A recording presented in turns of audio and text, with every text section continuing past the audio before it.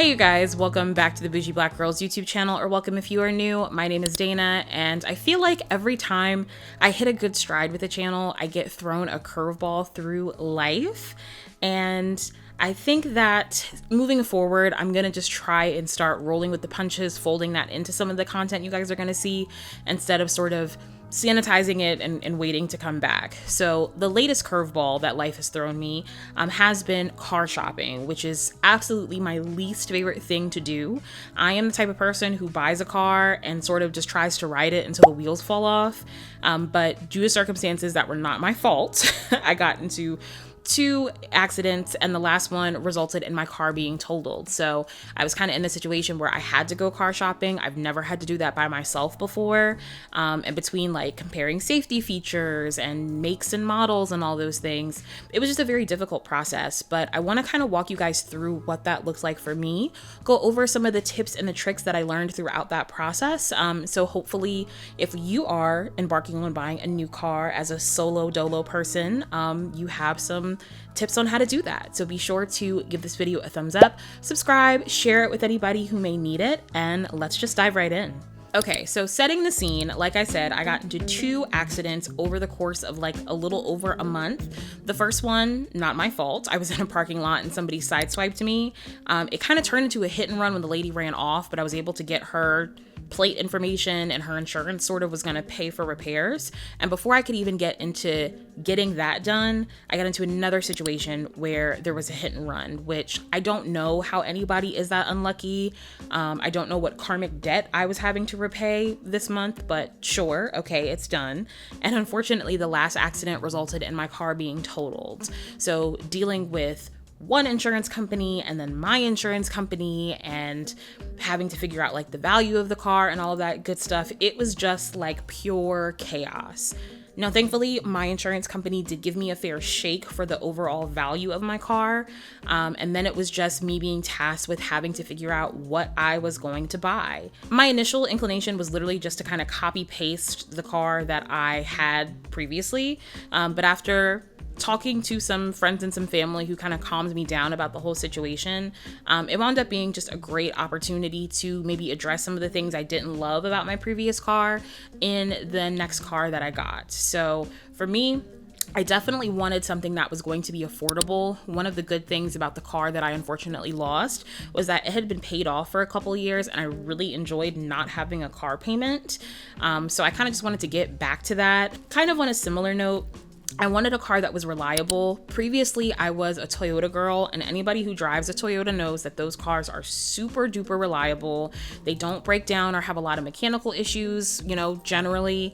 And when you do need repairs or just kind of general maintenance done to them, it tends to be lower price-wise than you maybe come across with other vehicles or other brands. So I wanted to stay either in the Toyota, the Honda, or the Mazda family. From my personal experience and from research, those three seem to be the most reliable. Something that I really pride myself on with the cars that I have owned is that I keep the mileage pretty low. I try to, maintain my cars pretty well. So I wanted something kind of in a similar bucket, even though I was buying it used, one owner, no previous accident history, something that somebody hadn't kind of ran into the ground already.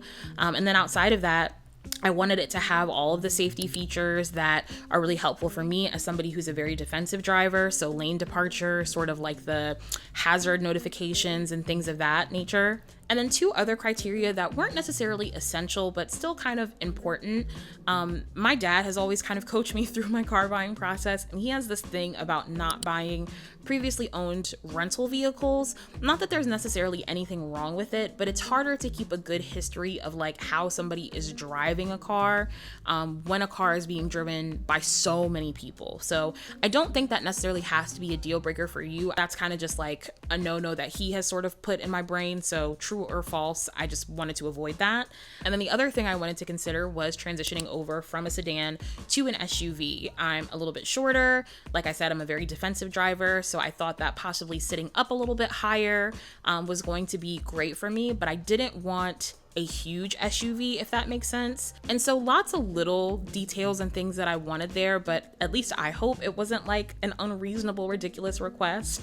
That is going to actually be my first tip for anyone who is sort of embarking on this process. Make sure you have your list of things and requirements that you're looking for when you're in the car hunting process done ahead of time. And that's going to help you navigate those conversations at any car buying location much easier. Now, once that was done, it was time to do the research process. And like I said, I do really love and appreciate my father. He helped me do some like preliminary research, but he doesn't live in the same city that I do anymore. And so while he was kind of helping from afar and was able to provide feedback, you know, most of this was kind of me doing it on my own. And so I really had to get into the granular things about if this was a reputable place to buy a car, as well as all the little details and making sure things were checking the boxes off of that list that I just went through. So making sure that anywhere I was looking at a car had some sort of like vehicle history or Carfax available. If you used to see those commercials, show me the Carfax, like that is a real thing. From there, I will say that there is something to be said about getting like feedback and recommendations from girls from YouTube. Hi, how are you? Or from people on like TikTok or Reddit. I definitely did a little bit of perusing for that as well.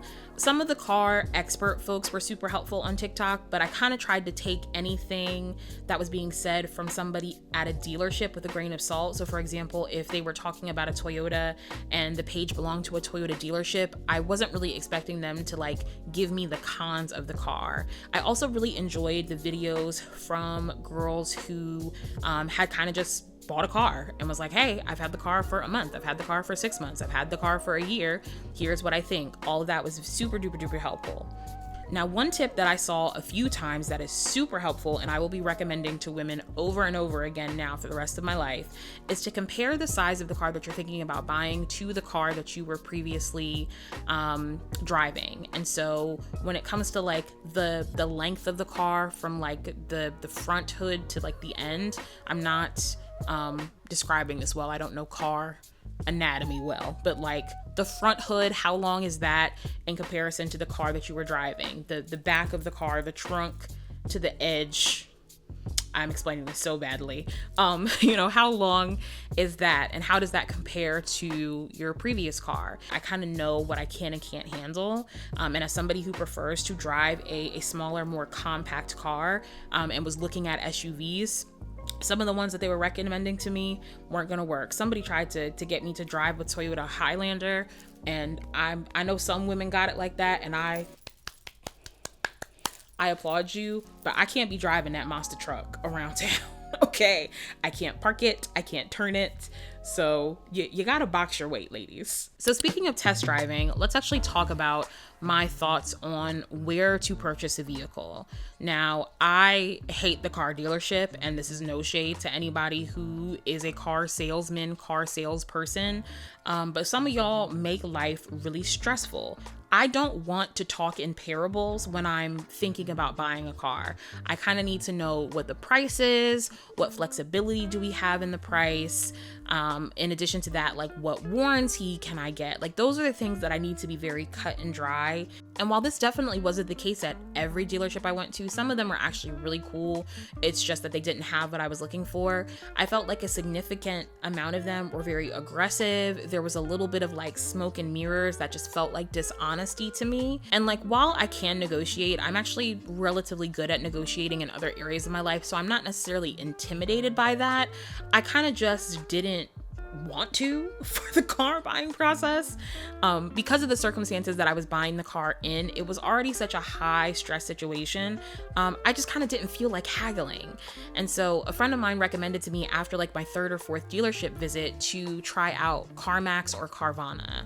Now, this is not sponsored because y'all know I'm not big time like that, but I actually had a really good experience with CarMax.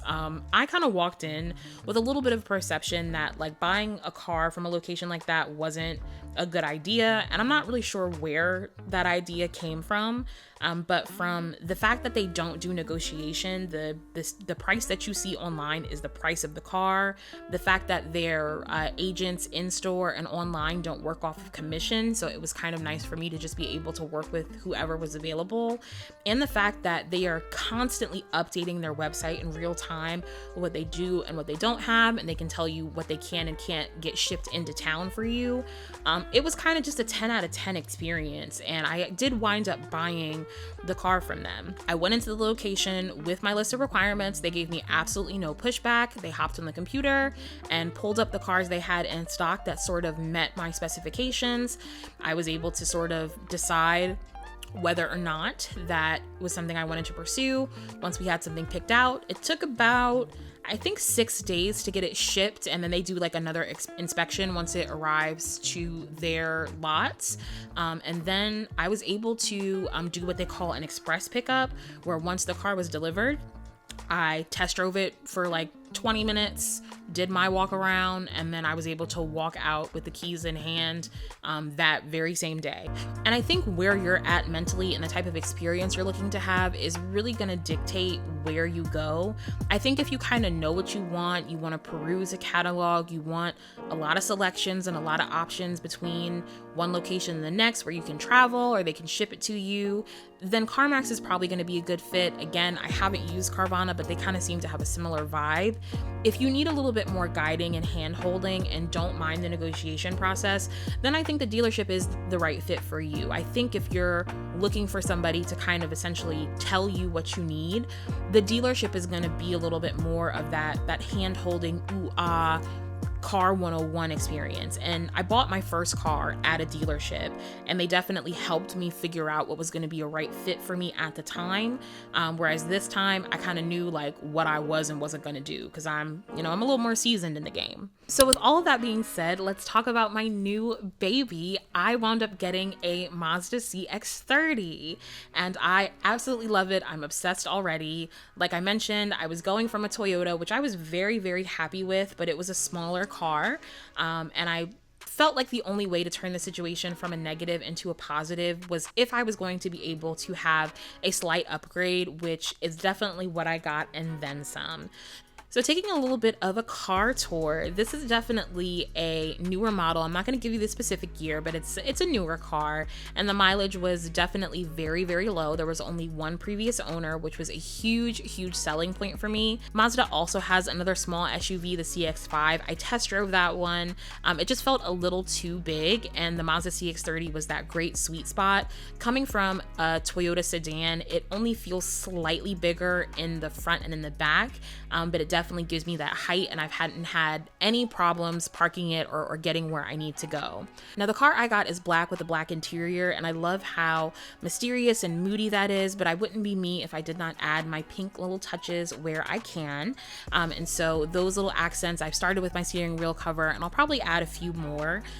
In addition to that, there's really great trunk space in it. I feel like it is going to be very easy for me as I'm doing, my little knick-knack shopping and getting whatever I have for my, latest DIY project. It's going to be nice and easy to just load up the car and go. I think it's also going to be a really great size for me to do a little bit more traveling within the state. Felt a little nervous to do that in that previous car. And so something about this new car, even if it's just mentally, it feels like it's going to be a better car for me to road trip in, definitely more comfortable for me to sit in for, an extended period of time.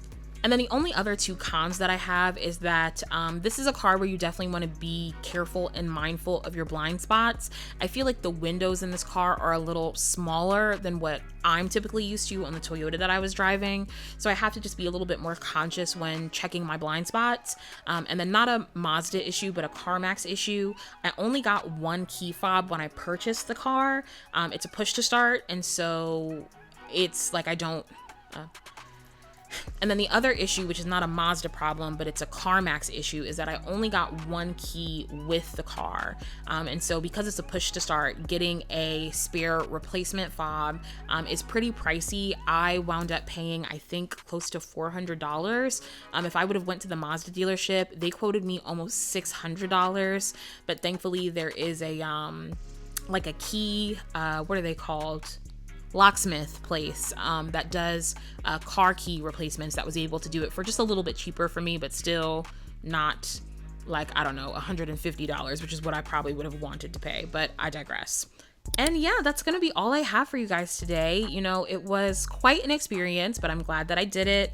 You know, I think a lot of times, especially as women, we kind of underestimate what we can do on our own, especially in something that, I don't know, at least I was kind of socialized to think was like a man thing. Like, oh, like if you're going to get a car, don't go without a man. Like, you can actually do it by yourself, and you can stand firm in your ground and know what you want and not be taken advantage of. So I feel really, really good about my experience and the decisions I made, and staying within my budget and getting all the things I wanted. So if you're going through the car buying process, I hope this video helps, and I hope you get everything you want and more.